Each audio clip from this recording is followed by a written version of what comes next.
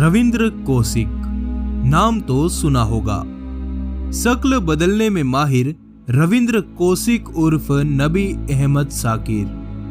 नहीं सुना तो चलो हम सुनाते हैं। श्री गंगानगर में एक हिंदू पंडित के घर पैदा हुआ भारत का ब्लैक टाइगर, जिसका नाम रखा गया रविंद्र। रविंद्र नाटक एक्टिंग करने का बड़ा शौकीन था। उसको रूप बदलकर बहरूपिया बनने में महारत हासिल थी, पर इस होनहार कलाकार की किस्मत भी भगवान ने कुछ अलग ही लिख रखी थी। वह यूं कि रविंद्र की एक्टिंग देखकर लखनऊ के एक सेठ ने रविंद्र को लखनऊ बुलाया, जहां उन्होंने देश प्रेम का रोल अदा किया।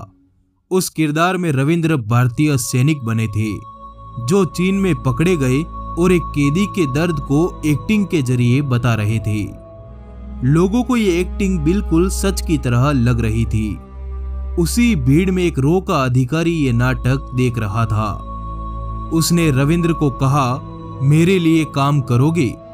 उसने रविंद्र को काम तो नहीं बताया, पर इतना कहा कि बहरूपिया बनकर मुसलमान की एक्टिंग करनी पड़ेगी। रविंद्र ने कहा, क्यों नहीं।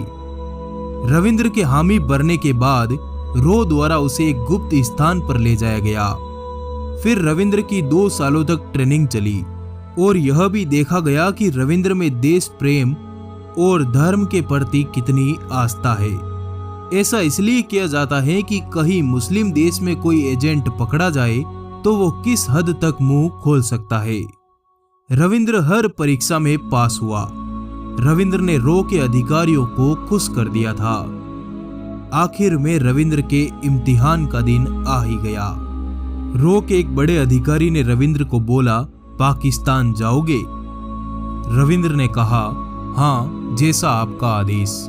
रो एजेंट ने कहा, तुम जासूस बन के पाकिस्तान जाओगे। मर गए तो तुम जानो और तुम्हारा काम, पकड़े गए तो हम आपके हैं कौन वाली बात होगी। मतलब हम तुम्हें पहचानेंगे नहीं। रविंद्र ने कहा, मुझे खुद पर पूरा भरोसा है। कोई मेरी रूप बदलने की कला को आज तक नहीं पकड़ पाया। इतना ही रो के अधिकारियों को सुनना था। फिर रविंद्र का बाकायदा खतना भी करवाया गया। उसको हर दिन 5 बार मुस्लिम की तरह नमाज पढ़ने की ट्रेनिंग दी गई। उसको पूरा मुसलमान बनाया गया। उसको उर्दू सिखाई गई। उसको कुछ दिन मुसलमानों के साथ भी रखा गया।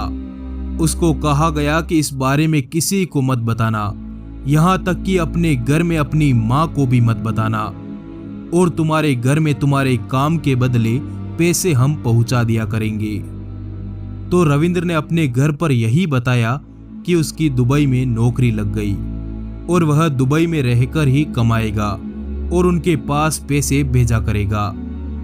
परिवार ने राजी खुशी उसको विदा कर दिया। फिर उसको सेना द्वारा भारतीय सीमा पार करवाकर पाकिस्तान भेज दिया गया, जहां रविंद्र को अब अपनी पूरी जिंदगी बितानी थी। रविंद्र ने पाकिस्तान जाकर सबसे पहले अपना शिनाख्ती कार्ड बनवाया और कराची के एक कॉलेज में LLB की डिग्री ले ली। फिर एक दिन रविंद्र ने अखबार में पाकिस्तानी सेना भर्ती का इश्तिहार देखा। रविंद्र ने मौके का फायदा उठाते हुए फॉर्म भर दिया और भगवान की दया से उसमें वह सफल हो गए और इस तरह रविंद्र पाक आर्मी में एक सिपाही बन गए थे। कहा जाता है कि रविंद्र उर्फ नबी अहमद साकिर ने पाकिस्तानी सेना को अपने काम से इतना खुश कर दिया था कि सेना में वह मेजर के पद तक पहुंच गए थे। पाकिस्तान में मेजर का पद काफी ओहदा रखता है और अंत में उन्होंने अपने सीनियर अधिकारी जखीबर शेख की बेटी फातिमा से शादी कर ली। फातिमा से रविंद्र दिल से प्यार करते थे, पर रविंद्र ने फातिमा को कभी नहीं बताया कि वो उसके देश की जासूसी कर रहा है और वो एक भारतीय हिंदू है और मुसलमान बन के उससे शादी की। शादी करना रो में बेहद जरूरी है, क्योंकि कभी किसी को यह शक नहीं होगा कि यह व्यक्ति विदेशी है, क्योंकि शादी के बाद उसके रिश्तेदार पाकिस्तान में भी हो जाएंगे। तो ऐसा ही रविंद्र ने भी किया। वो भारत को कई महत्वपूर्ण सूचनाएं पाकिस्तान से लगातार भेज रहा था। इधर रो के अधिकारी खुश उधर पाकिस्तान में पाकिस्तानी सेना उसके काम से खुश। सब बढ़िया चल रहा था, पर तत्कालीन भारत सरकार से एक बहुत बड़ी चूक हो गई। हुआ यूं कि कांग्रेस की सरकार चाहती थी कि रविंद्र की सहायता के लिए एक और आदमी पाकिस्तान भेजा जाए। रविंद्र से जब इसके बारे में पूछा गया तो रविंद्र ने कहा, मुझे किसी की जरूरत नहीं है, मैं अकेला ही काम कर लूंगा। पर तत्कालीन भारत सरकार के दबाव में रविंद्र को हामी भरनी पड़ी। फिर एक और रॉ के एजेंट को रविंद्र की मदद के लिए पाकिस्तान रवाना कर दिया गया। उस एजेंट ने भारत बॉर्डर तो पार कर लिया, पर सीमा पार रुक गया एक होटल पर चाय पीने, जहां कुछ पाकिस्तानी सैनिक पहले से बैठे थे। उन सैनिकों को इस एजेंट की बोलचाल से उस पर शक हो गया। सैनिकों ने उस एजेंट को पकड़ लिया और उससे पूछा कि कौन हो तुम। इस पर उस अनट्रेंड मूर्ख एजेंट ने बोला, भारत से आया हूं मेरे दोस्त से मिलने। पर दोस्तों समय ही खराब था। उनमें से एक ने कहा, बता कौन है तेरा दोस्त, नहीं तो गोली से उड़ा दूंगा। इतना सुनते ही वह रॉ का एजेंट शुरू हो गया। बोला कि मैं रॉ का एजेंट हूं, यहां पहले से मौजूद रॉ के एजेंट की मदद करने आया हूं, जो आपकी सेना में मेजर हैं, जिसने आपके देश में हिंदू होते हुए भी मुस्लिम लड़की से शादी की। ये सब उसने बोल दिया। पाकिस्तानी सैनिक एकदम हक्का बक्का रह गए। सेना के एक सैनिक ने कहा, तुम उससे कहां पर मिलने वाले थे? उससे उसी प्लान के मुताबिक मिलो, पर उसे शक नहीं होना चाहिए। प्लान के मुताबिक सुबह उसने रविंद्र को जिन्ना उद्यान में बुलाया। रविंद्र समय पर पहुंच गए। दोनों ने हाथ मिलाया और चाय ऑर्डर की ही थी कि पहले से ताक में बैठे पाक सैनिकों ने रविंद्र को दबोच लिया। कहा जाता है कि रविंद्र को उस एजेंट पर इतना गुस्सा आया कि रविंद्र ने उसको वहीं पर पीटना शुरू कर दिया। खैर, रविंद्र को पकड़कर डाल दिया गया पाकिस्तान की अंडरग्राउंड जेल में, जहां न सूरज की रोशनी थी न ही चांद की ठंडक थी, तो बस गुमनामी। कहते हैं कि अगले 12 दिनों तक रविंद्र को उसी बैरक में बिना खाने के रखा गया। रविंद्र के लिए जेल की बैरक के ऊपर से पानी डाला जाता था, उतना ही जिससे कि वह जीवित रह सके। रविंद्र जेल में चाट चाट कर पानी पीते थे। 12 दिन बाद रविंद्र को अदालत में पेश किया गया, जहां उन्हें फांसी की सजा सुनाई गई। पर पाकिस्तान के कुछ मानवाधिकार संस्थाओं ने इस फांसी को उम्र कैद में तब्दील करवा दिया। रविंद्र को 12 दिन तक उस गुप्त कमरे में बंद रखने से रविंद्र को हृदय की बीमारी हो गई थी, जिसका न तो पाकिस्तान की जेल ने इलाज करवाया और न ही उन्होंने इसका हाल जानना चाहा।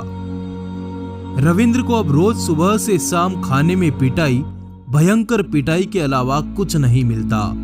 इस बीच रविंद्र अपने घर पर खत भी लिखा करता था, जो खत आज भी उसके घर पर मौजूद हैं, जिसमें रविंद्र लिखा करता था कि मैं कोई दुबई वुबई कमाने नहीं गया, मैं जासूसी करने पाकिस्तान गया, जहां मुझे भारत सरकार की गलती के कारण धर लिया गया।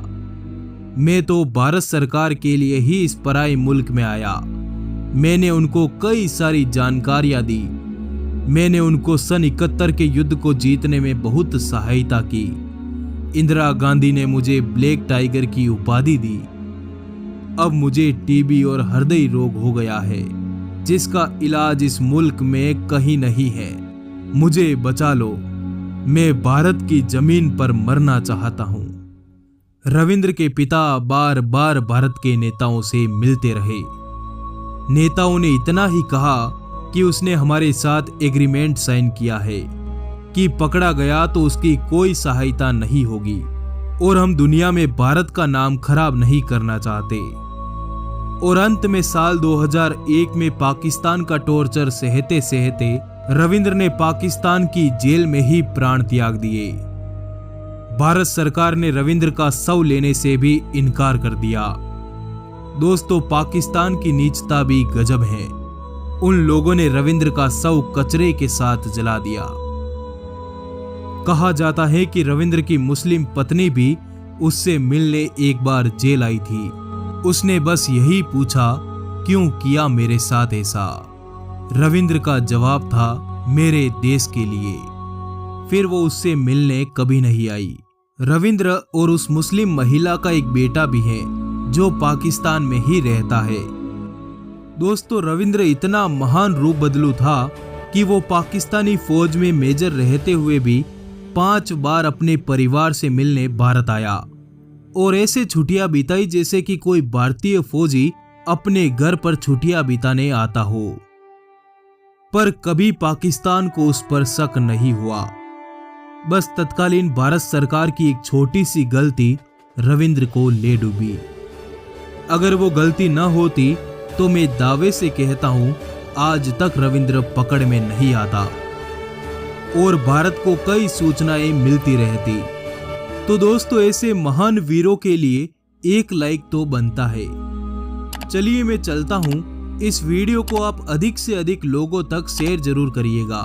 तो धन्यवाद दोस्तों, एक नए वीडियो में फिर मुलाकात होगी। धन्यवाद, जुड़े रहिए।